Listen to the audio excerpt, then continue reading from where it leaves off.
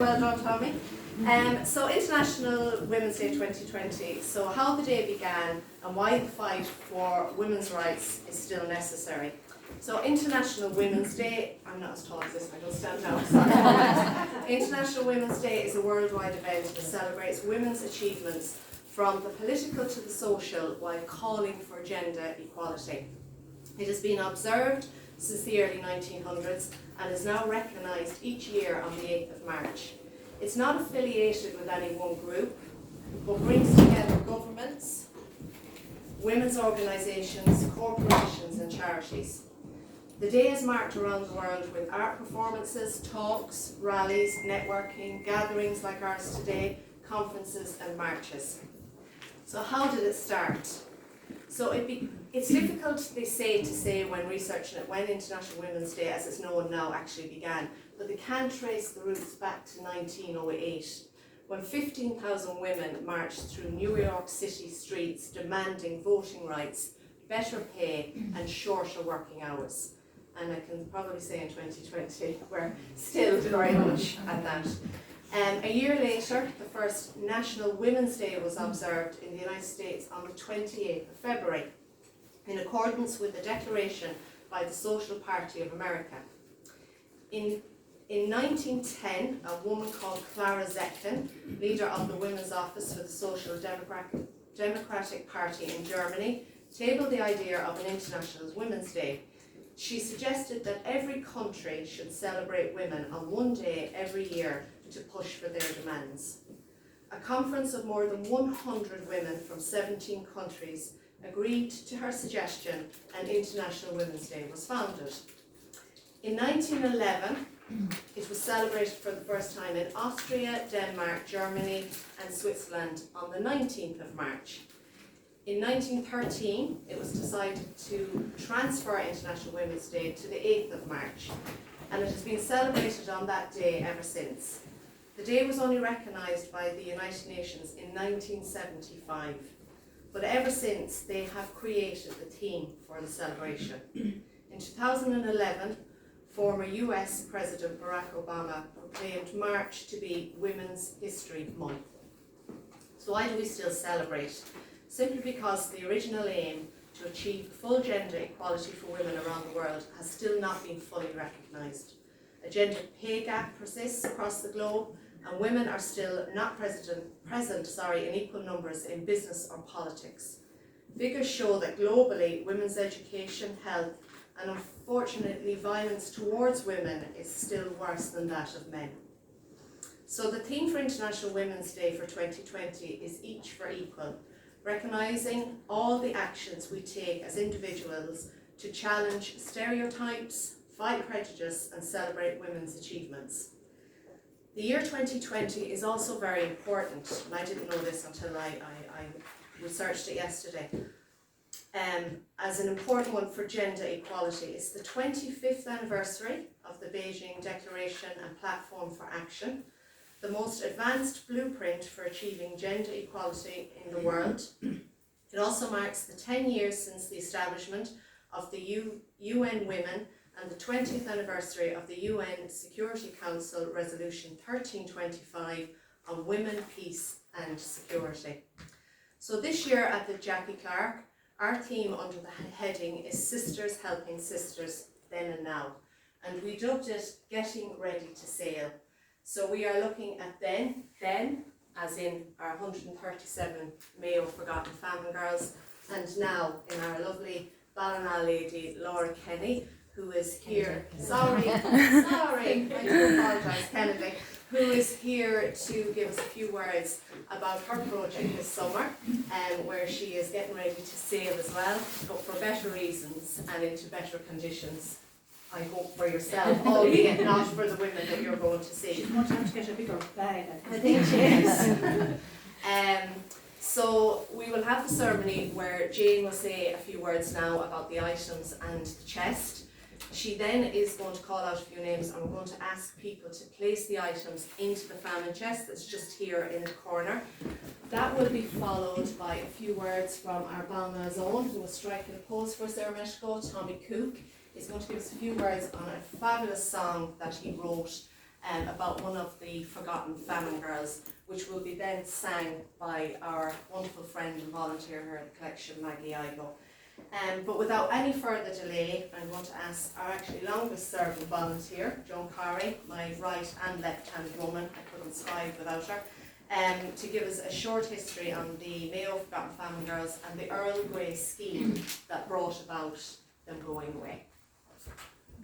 Between 1848 and 1850, as the aftershock of the Irish famine continued to roll across the landscape, over 4,000 Irish orphan girls, aged between the ages of 14 and 18, were sent from overcrowded, disease-ridden workhouses to Australia. Their new homeland had recorded statistics that showed men outnumbered women 8 to 1. Our 137 Mayo girls from Ballinrobe, Castlebar, Westport and Ballina, like all their other sisters from around the country, were destined to become wives and mistresses of bushmen and farmers. They did not have voice, their opinions were rarely if ever sought or entertained. However, they did believe when they entered the Earl Grey scheme to head to a new life in Australia, that their lives were to become wonderful. But as we have learned in recent years, as the country has researched and celebrated the thousands of girls who left our shores, that it was not the case for many of them. So what was the scheme, you may ask? It was called the Earl Grey Assisted Emigration Scheme, 1848 to 1850. The Potato Orphans, or the Lost Children, were some of the names associated with the children sent from Irish workhouses to Australia as part of the short-lived Earl Grey scheme.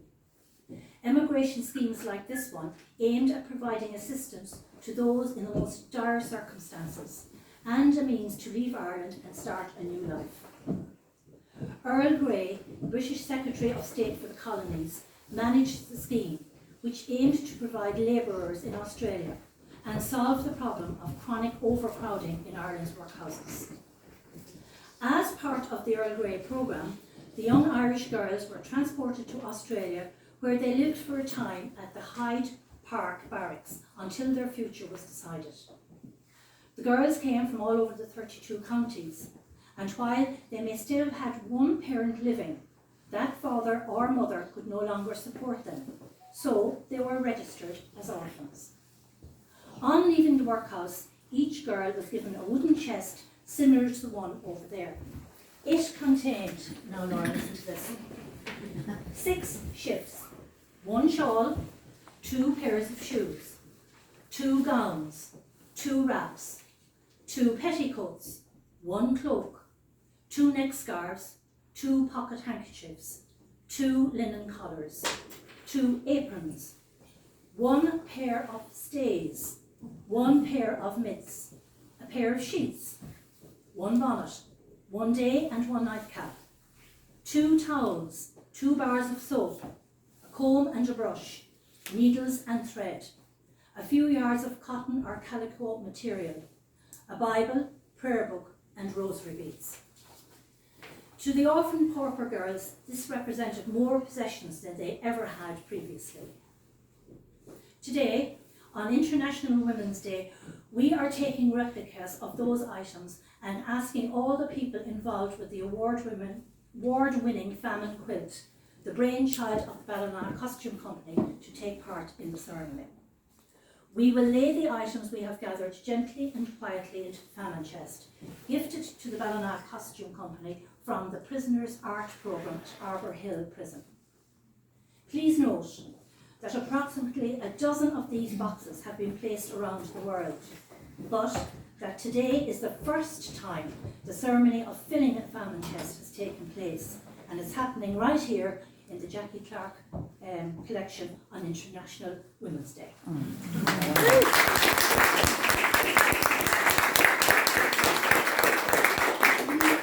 So I suppose that this is all a stark reality check of exactly how these girls were sent away, and what, as Joan rightly pointed out, they thought all their Christmases had come together.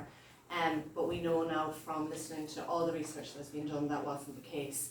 So to honour them, I'd like to pass over to our wonderful colleague Jane Crane in the costume company to organise the filling of the chest.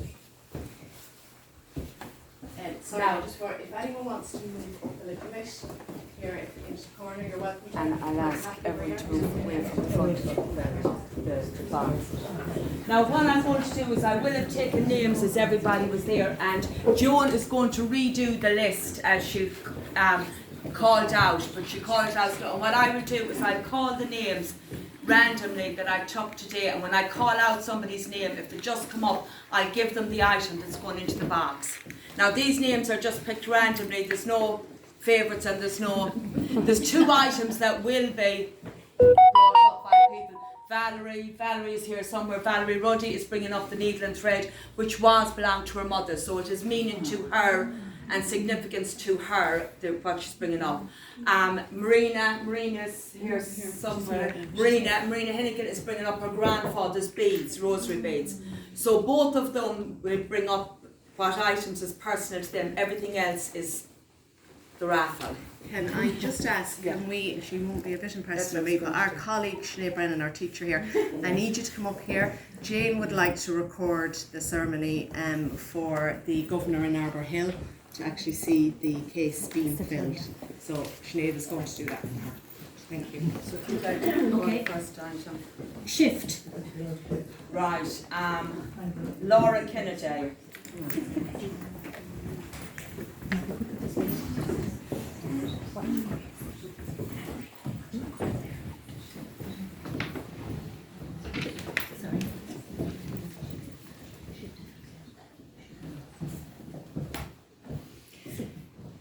Would you like us to hold up the item for you?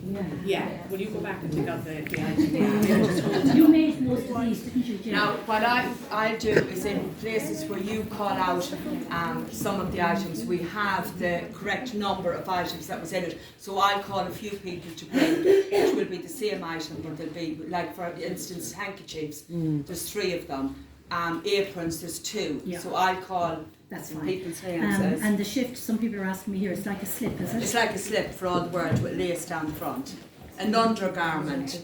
Which caused trouble for the Playboy. That's great. There were riots to put the Playboy on the very first time. The people weren't upset because someone got hit over the head with the lorry, or that a dog was hung by swiggling on the butt of a rope. They were upset because the word shift was mentioned on the stage. Those were riots. Okay, thanks Laura. A shawl. Right. Kate-Leigh Farrell.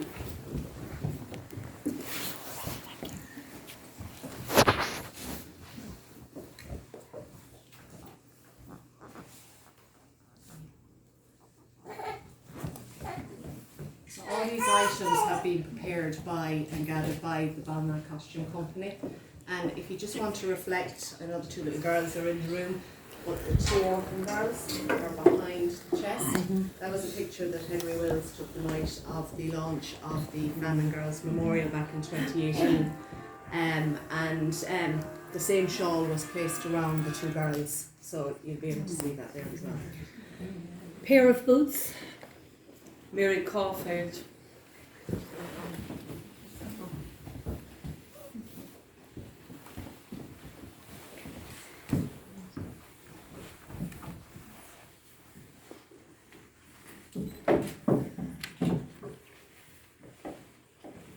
A gown. Margaret Hedge and Esther Jennings. Sorry now if I'm not pronouncing the names correctly.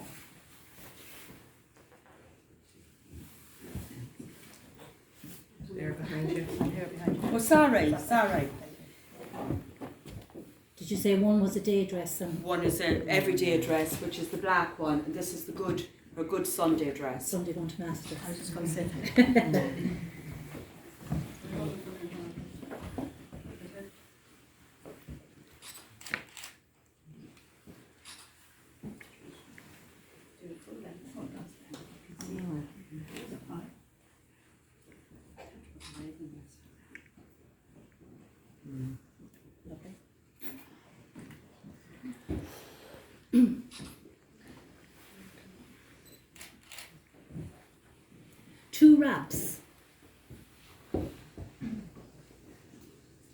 right, Caroline Kennedy and Katrina Ford. How are they, like an apron, is it? Yeah, an overpace. They'll all be up here after if anybody wants to go up and take them out. Take them out. And what our intention with the box is to leave the box open moving forward. So anybody that wants to come in after the ceremony has taken place and feel the items, lift them out and touch them. You are under camera, so don't run out the door. That's the whole idea. Or shift. 2 petticoats. Right, Tony McCabe and Rebecca McCabe.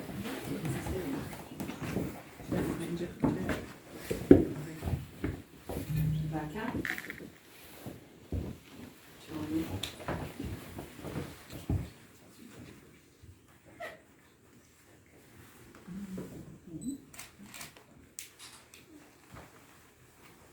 One cloak. Right, Kathleen Gershon.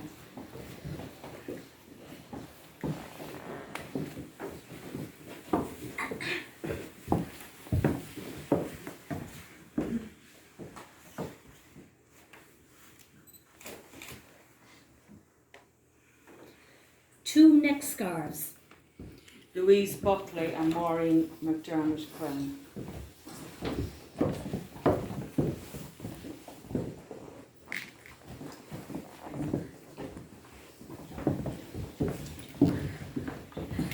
Two pocket handkerchiefs. Isha Jackson and Cy Rodday.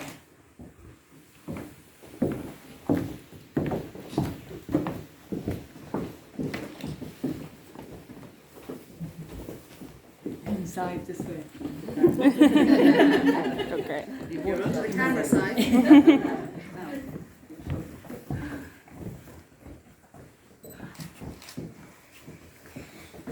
Two linen collars.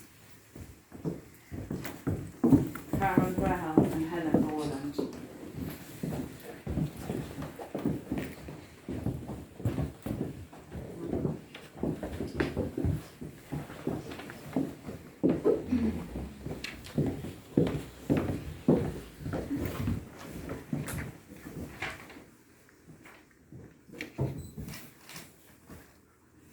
Two aprons.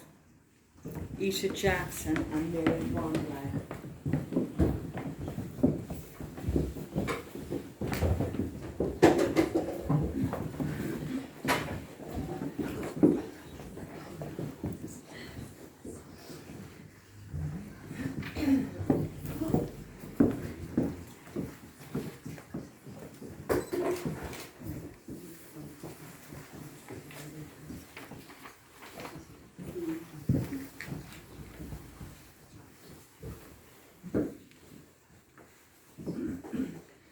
One pair of stays. Joe Ward.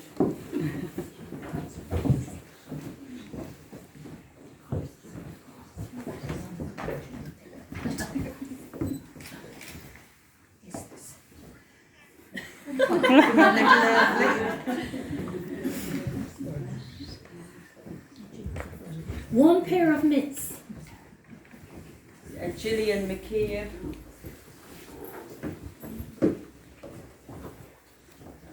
You want to stop mouth and finger strokes.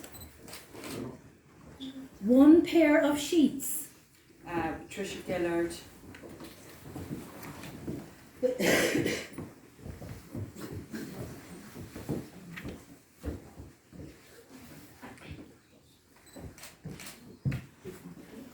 One bonnet, one day and one nightcap. Liz Fair and Abigail Culkin.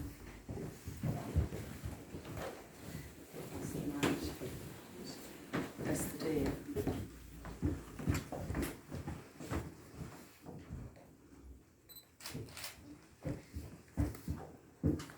Two towels. I'm running out of names there. Could I suggest the two Framin girls in the picture? Yeah. Yeah. Emily and Freya Fitzpatrick. Okay. Their mum can bring them up. Oh, she's got a blessed her.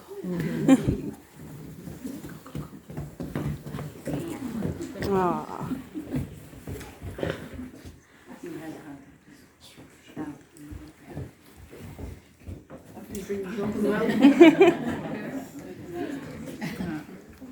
Good girl. Ah.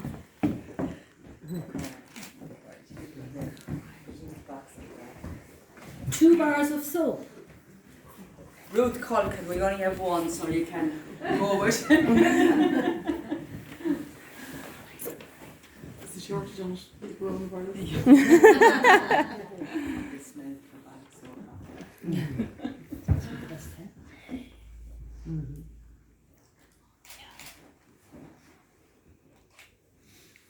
A comb and a brush. Amber Graham.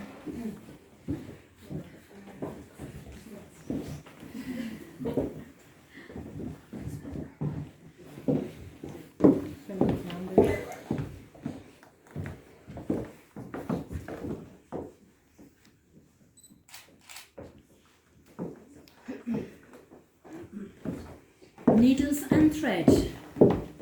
That's Valerie Rodley.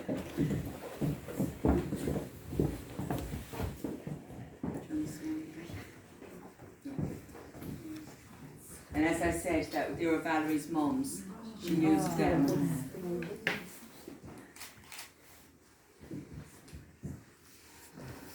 A few yards of cotton or calico material. Jacqueline Colcan.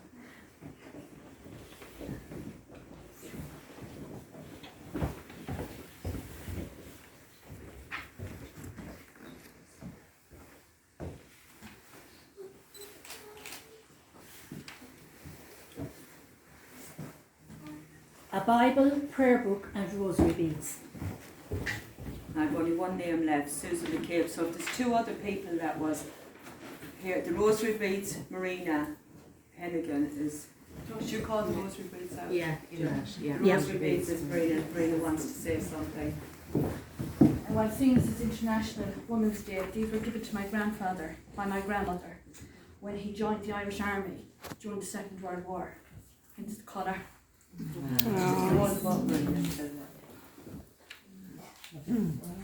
Now the prayer book and the Bible, I have Susan McCabe's only name. So is there anybody else? We suggest Tommy Cook for yes, the last item. Sorry, yes, I bring you up this way, Tommy. Now I asked him and I forgot about him. Tommy is placing it in the thing on behalf of the boys in Arbor Hill Prison. Yeah.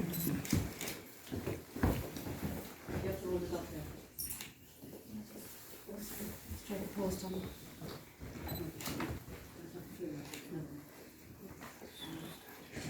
Thank you so much to everyone for doing that. So, Tommy, can we call on you to say a few words? Well, I've very little to say. Maggie Igo will do the talking for me.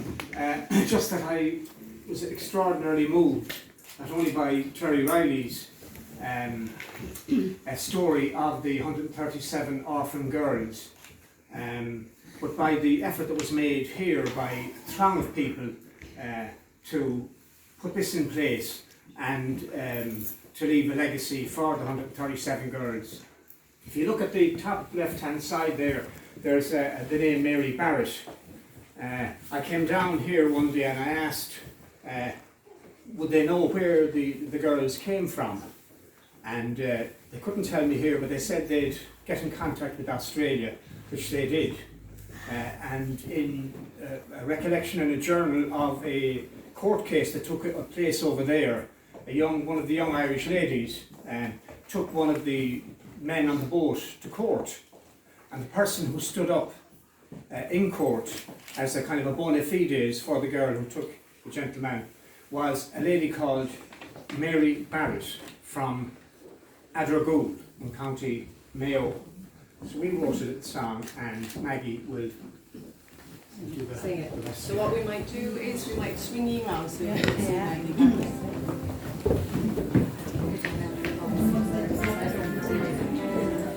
However difficult harsh times were in Ireland, they pale in comparison to the treatment of the 137 young Mayo orphan workhouse girls, who were all chosen and sent to Australia in much harsher times during the savage famine years.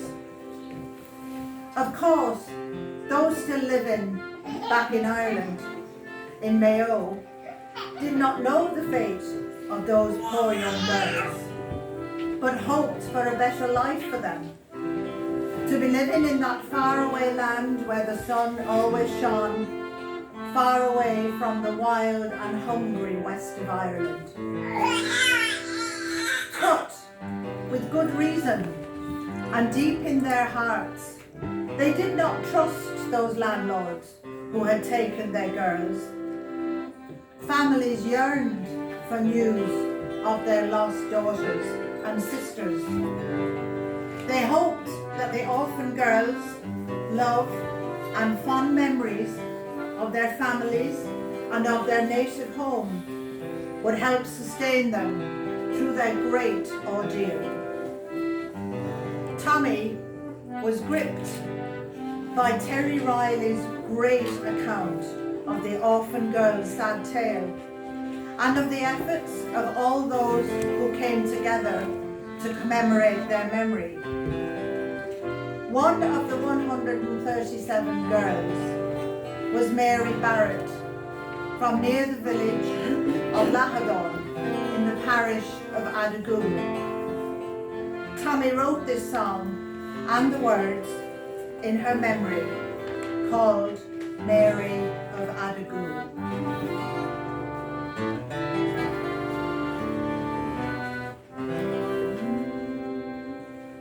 Mary, close your eyes, open your mind to view the scene you've left behind.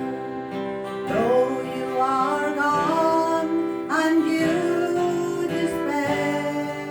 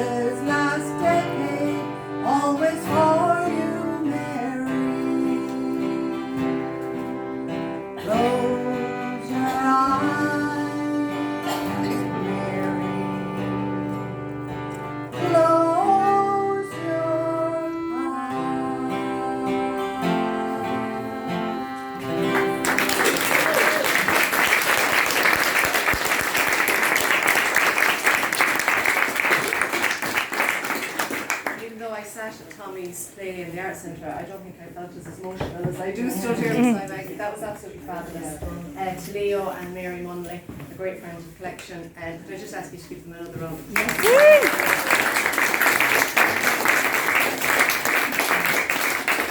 I'm here that Tommy is putting his play on again. I would absolutely, anyone that didn't get to it, make sure you go and see Tommy's play, because it's not, obviously it includes Maggie's singing there, and Mary and Leo are part of it, and our good friend Vinny, who volunteers below. Hello, mother. And your mother. I'm your mother. Who volunteers with the folk group here every Saturday during the summer on our bandstand, so it's just nice to get those little kind of plugs in at the same time. So thanks be to God, Laura, when your mum is packing you off, you won't be going with such sadness. I have the list and you here. will, and you will be coming back, which is a great thing. So this is the beautiful Laura Kennedy. And I'm just going to ask Laura to say a few words. When Laura's finished, there is another cup of tea and coffee outside. There's loads of buns, because Laura's mum and Laura Didn't bake them. but if we were to eat them here, we're all off them for Lent. Is that right, Martina? I know where she's gone. I'm here. Yeah. We're all off them for Lent. Do stay around. And there is a donation bucket if you have any change. There's also handouts about Laura's project. So if you know of anyone that might be interested in helping her to fundraise, or know of anyone that'd like to support her, please pass on the information to them. So, Laura. Thank you so much, Amory. I'll keep this short and sweet. I'm really a big fan of the public speaking. For those of you who haven't talked to yet, my name is obviously Laura Kennedy. I'm a student up in the city, but I'm here from the lovely Kate-Leigh. So basically, I was raised by two teachers, so education was always like a really big kind of presence in my life, even when I maybe wished that it wasn't. So this summer, that kind of was what pushed me to volunteer for ECDVO, which is what I'll be doing this summer. So I'll be travelling to 4 weeks for a community called Ruaha. It's in really rural Tanzania. As me and Kate-Leigh were saying earlier, it's kind of like Africa's answer to Kalala. It's their one street town kind of thing. So we'll be volunteering in 3 different schools, 2 secondary and 1 primary. So we'll be working mainly on computer education, and we'll be doing kind of English lessons and then library development, which is a new thing to this year. So we'll have a big part in kind of organising how that's kind of done, which is really exciting. So I suppose the one thing I've taken out of kind of the project so far and what I've learned is kind of how lucky we are and kind of how much everything we're giving to them is stuff that we've taken for granted. So I suppose things like Word, Excel, stuff we do every day in our lives, this stuff community over there I think is the most amazing thing ever, and how just lucky we are to have all this at our fingertips. So it's really nice that we can kind of do our little bit to kind of give that to them. So basically I was talking to Anne-Marie during the week, and the one thing we were both kind of saying is how family girls who they left Mayo, they were looking for a better life, they actually with nothing, and they obviously weren't really sure of what was going to be out there when they left. I'm really